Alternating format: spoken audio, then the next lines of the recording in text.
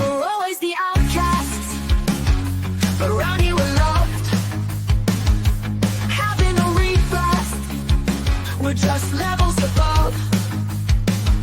Embracing the chaos, you just never know. The show is no structure, it's just through and through. JSY, talk football. JSY, talk football. Feeding needs, won't stop. Seeing Leeds back at the top. When it starts getting all racy, this beats watching Man City. After a May, it's tasty, start swinging them titties. The show never gets boring. Nah, it's Susie, keep the flow. One falls asleep and starts snoring. Of a VW dildo. JSY, talks football. JSY, talks football. Feeding needs, won't stop. Seeing Leeds back at the top. When it starts getting all racy, this beats watching Man City. After Renee and Stacey start swinging them titties, the show never gets boring. Nye and Susie keep the flow. One falls asleep and starts snoring. Of a VW dildo. JSY, talks football. JSY, talks football. Feeding needs, won't stop. Seeing Leeds back at the top. We make this a safe spot, regardless of team. This is the story of what it's always been. Look in the chat and see the banners. Watching our backs, my time out and manners. JSY, talk football. JSY, talk football. Feeding needs, won't stop. Seeing Leeds back at the top. Good evening, everybody. Welcome to JSY Talks Football. This is your Leeds United versus Middlesbrough match preview. Plus, I am going to go into the press conference a wee bit first, but please make sure you're smashing a like on this video, subbing to the channel if we're new, hitting that notification bell so you never miss another video. And as always, thank you for giving up the time and watching this video. So what I will go into first of all is the press conference. He said about setting high standards. A drop back to second place may have come for Leeds United on Sunday, but one particular statistic would argue they have been the most impressive side across England's top four leagues. Sheffield United's draw at the Hawthorns saw them return to the summit of the Championship yesterday, but football's key metric, goals, has the Whites ahead of everybody in the Championship. Not only are United outgunning the second tier on goal difference, but their plus 20 goal outstrips the likes of Liverpool and Chelsea too.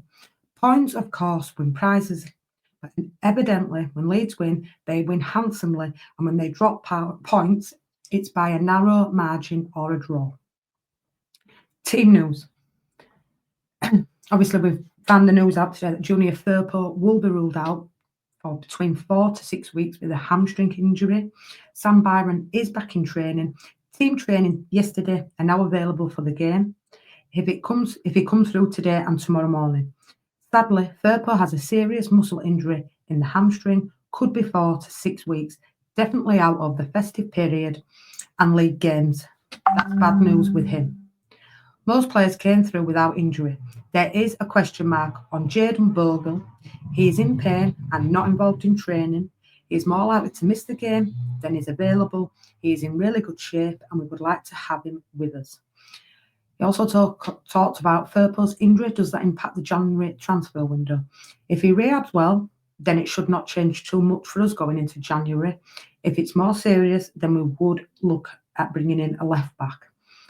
He also spoke about Max Wober. We knew he could play this position, club and country there. Solid defender who closes the wings.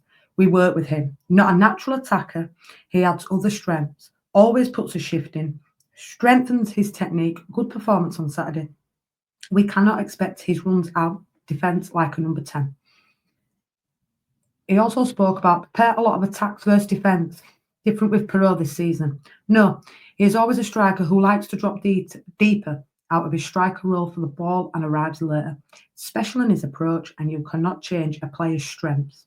We work on his game and mobility, but never make a lightning quick that is a mobile out of him. Overall, Joel is 11 games starting, 7 games, cannot complain about this record. If he keeps going like this, we are on a good path. We need strikers, different types. Joel has strengths and advantages. Few areas he could improve on, but we won't change him as a player at all. Last season, 13 or 14 goals, despite him not starting every game. I agree with what Farker's saying here. I'm gutted that we've lost Firpo, but I was pleased to see Woba come on and, score. He has, like I said, look, he won at Leeds last season and he left. In my opinion, there were certain players that didn't turn up to that playoff final. We all talk about Rutter, Archie Gray, and Somerville. They did not turn up, in my opinion, in that playoff final. The only players that really did for me were Joe Rodon and Dan James.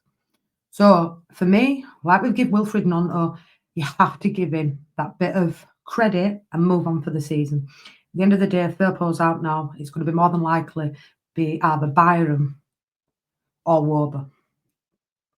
He also spoke about battle of the wingers against Borough. All is connected. Our wingers alone will not win this game, and neither their wingers. It's important you indicate your attacks in the proper way. Need to be structured against the ball. Creativity on the wing and hope they can deliver on the wings with assists and products. Borough, one of the best teams in this league with individuals, Conway and Latila score goals. Jones came in and done well too. And Ben Doak. Several good options, one of the best attacking sides in the league. Our defence needs to be spot on.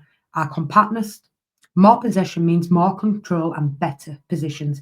Better movement from our attackers to be found with passes.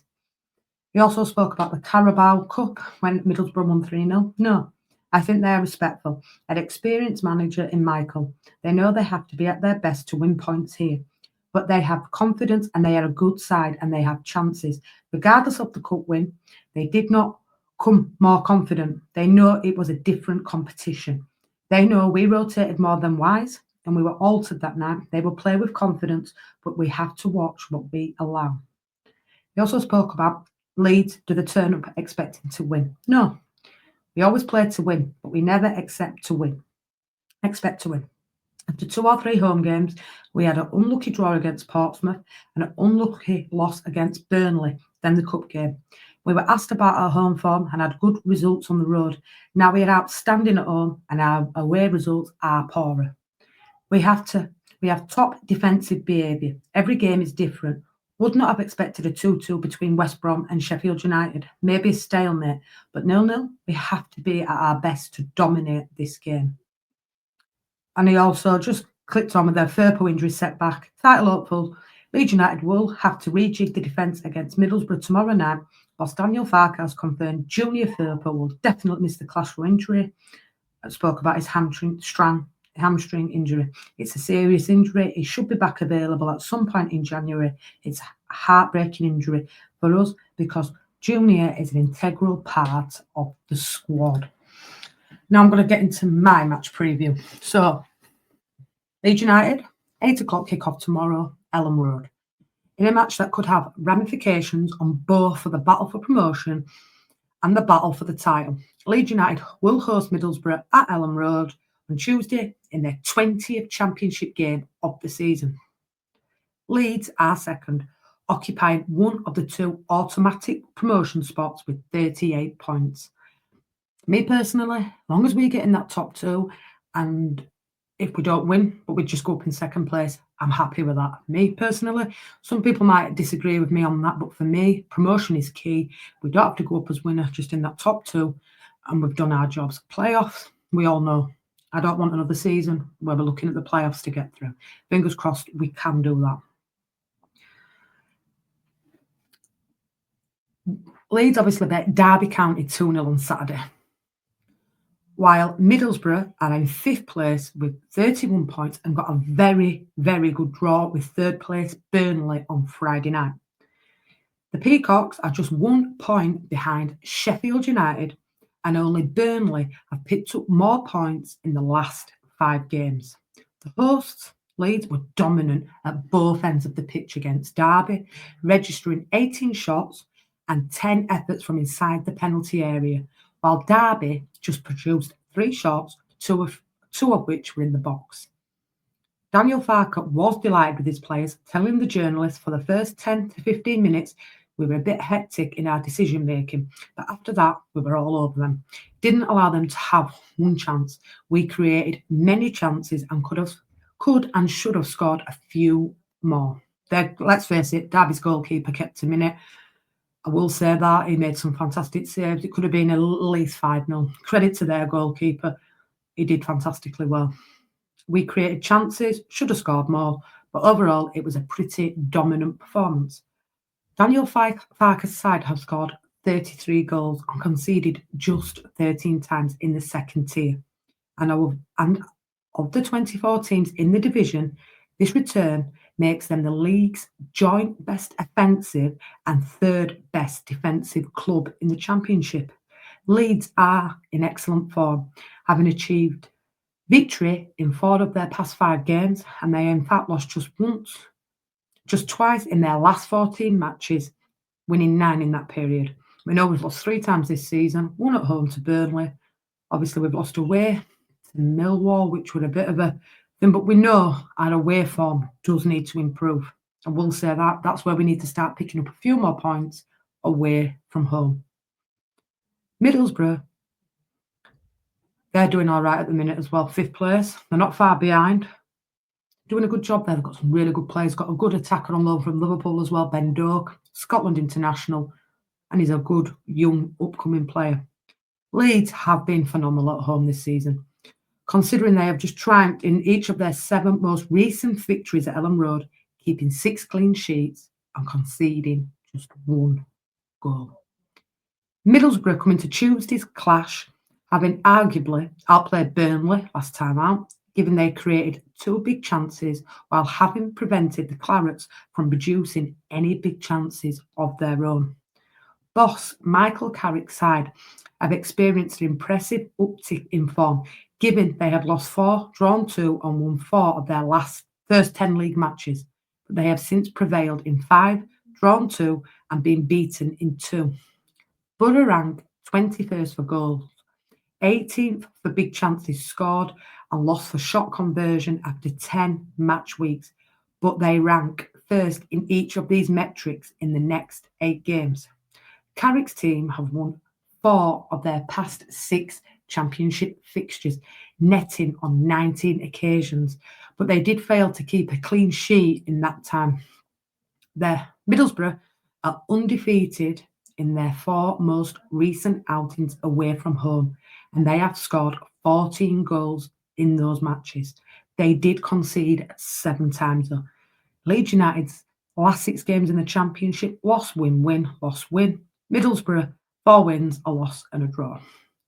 Team news, we already know Gruev will be out, Joe Geldart will be out, Junior Firpo will be out, and there is a question mark on Bogle. In my opinion, do not risk him if it's going to set him back longer. I would rather leave him out of this game. Hopefully Byram can get through and we go with Byron and the Wober, because losing Bogle as well, it would be, yeah, we're not the same people. But for me, if Bogle's fit, he plays. If he's not, and there's even a 10% chance that could leave him out longer, I would not risk him.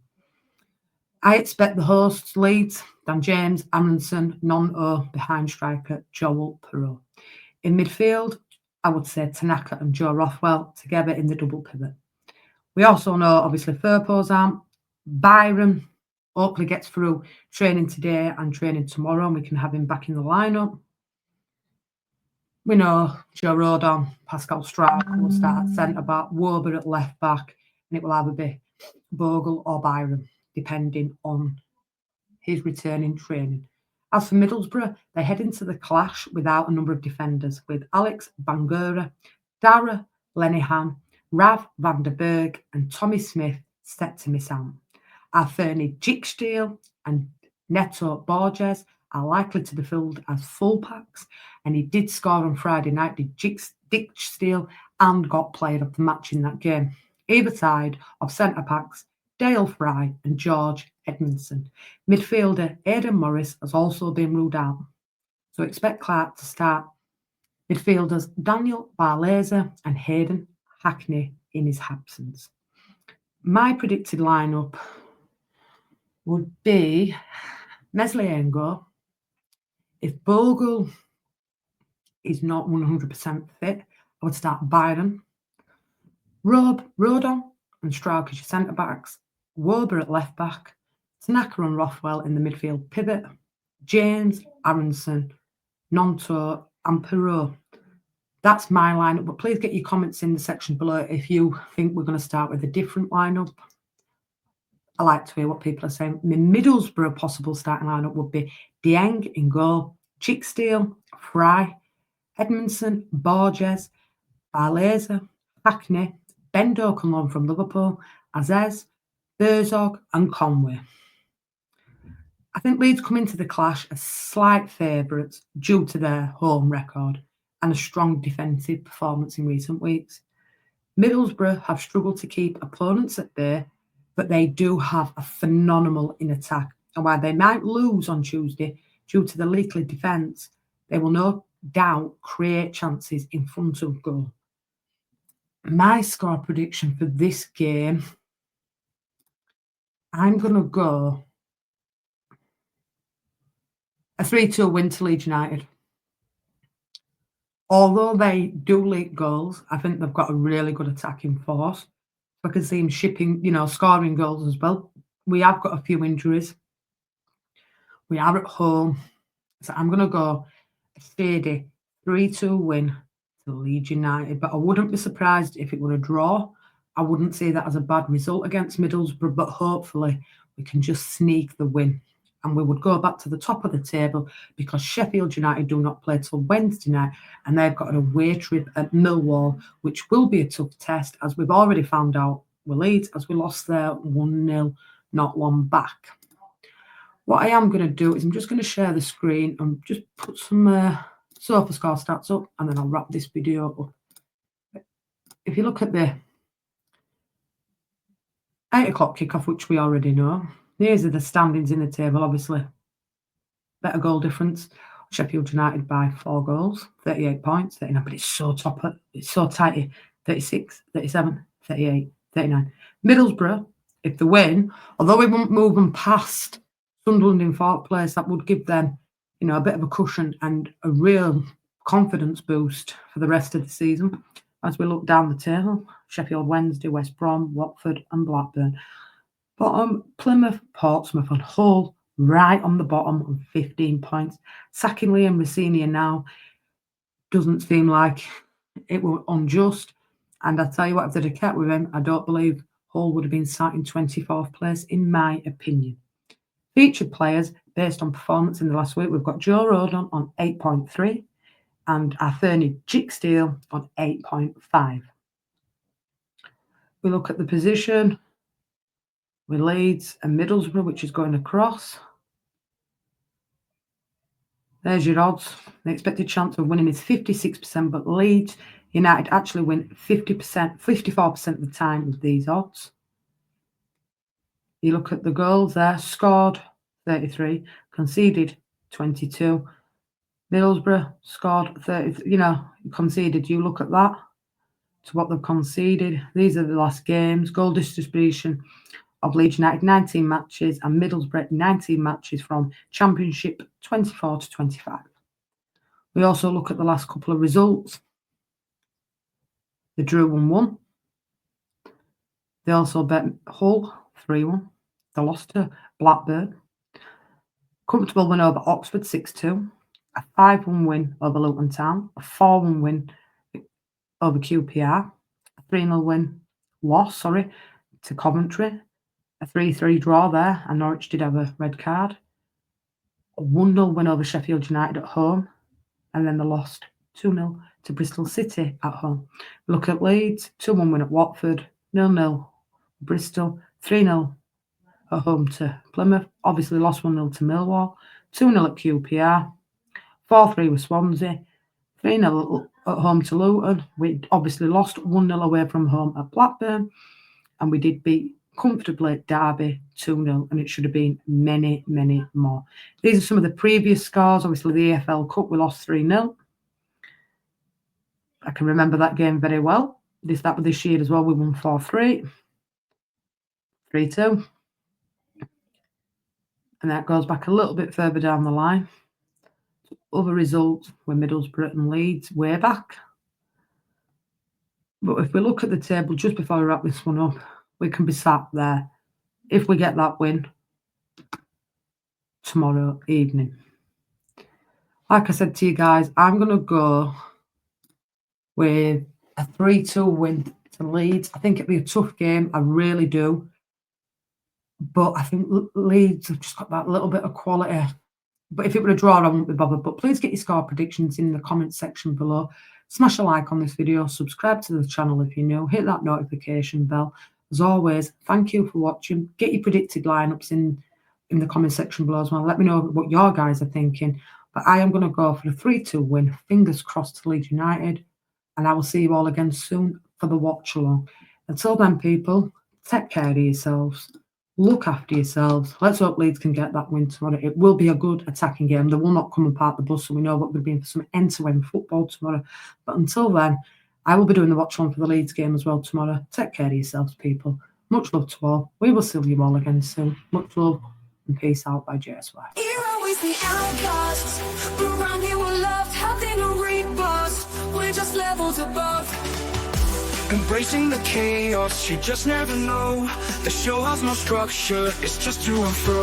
JSY talks football. JSY talks football. Feeding needs, won't stop seeing leagues back at the top. When it starts getting all racy, this beach watching Man City. After Renee and Stacey starts swinging them titties, the show never gets boring. Nog and Susie keep the flow, one falls asleep and starts snoring. Other bills of VW dildo. JS for outcasts, around here we're loved, having a rebirth. We're just levels above, embracing the chaos. You're just levels above, watching our backs with time out.